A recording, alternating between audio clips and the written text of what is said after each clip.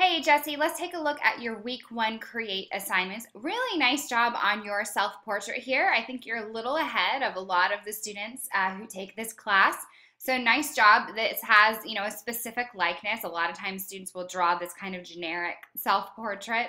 Uh, but I like the personality that's going on here.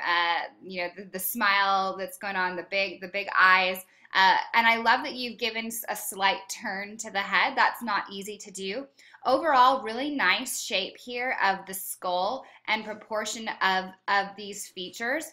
So we're going to push all that even further. We're going to start getting more detail in the eyes. I want you to start looking at shading more. I love that you've given kind of the lines to, delineate how our face and our mouth moves. And it gives a little more roundness to the cheeks. You can tell that the nose protrudes from the face a bit.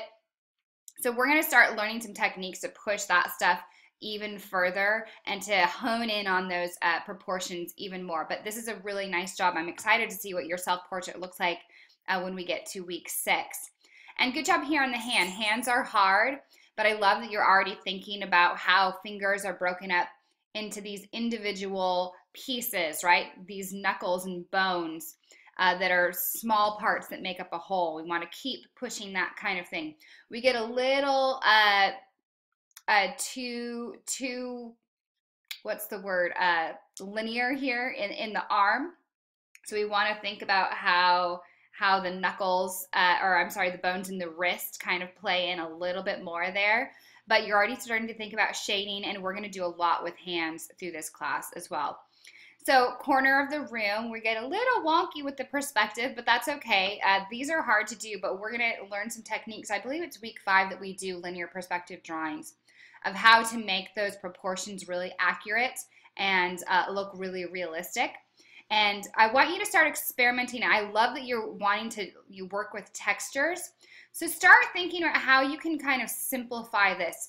A lot of times we'll give just kind of hints of a texture in different parts. Just to pull back, and because our eyes tend and our brain wants to kind of fill in anyway. So it's just giving enough information sometimes for us to understand what a texture is. And of course, we'll start using rulers when we do these as well, just to get those really crisp, clean, straight lines. And this looks really great. I'm not sure what part of the assignment this is. I'm missing that one of the different line styles where it has Van Gogh and Matisse and I believe Delacroix's line styles. So I would have liked to have seen that, and your picture planes, I'm missing those too, but this is such a strong start, and I'm really excited to see where the next 7 weeks takes us.